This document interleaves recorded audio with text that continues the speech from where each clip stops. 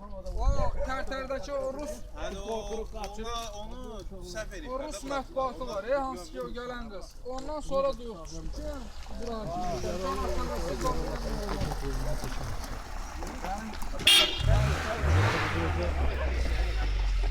Görün ermənilər heyvanları gölünə qoyub burada.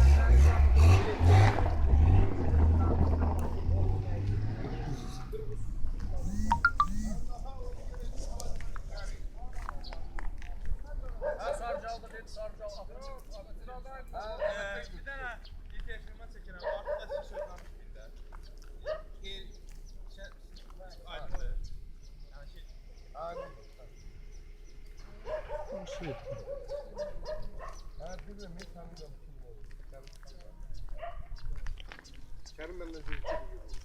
Ona qoyunun balasına bayınca çıxıb, qarnından çıxıb. Buna bax ya, vəhşilik tabi bu. Qoyunun balası qarnında öldü, çıxıb. O vəhşilik deyil bu. İnzat, ya bunu çək, İnzat.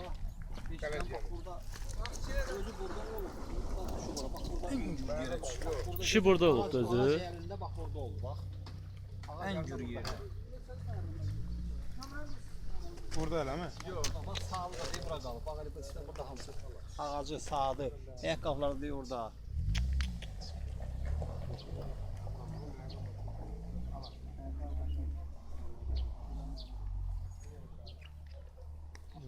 Ayaqqabılar qalıb burada. Bax bu qoyunu gördüyün kimi eləmişdim. Neçə ekspert çəkdiyi orada yığdı götürdük. Bir de kadar görün biraz olur. Sabun çekin çay.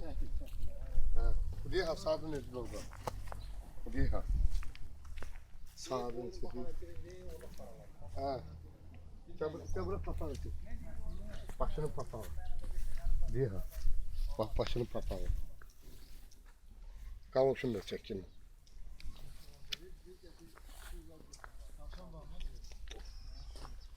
Vandalizmdir bu. Gölünə qoyub heyvanı. Ha, yani sözle giyilecekse papağanın diye kırıklığı da buradadır. Papağanın kırıkçılığı da. Sonra da çabuk çıkartma suyu çek. Değişilir. Ha. Bak. Vasfolu değil. Ye ha bak onu da çek. Geçe patlak diye burada. Ben. Bilmem yakasında pas çalmışam bak. Bak bir ha. Arı yerine de baxın. Bak bu eline. Göstereyim de.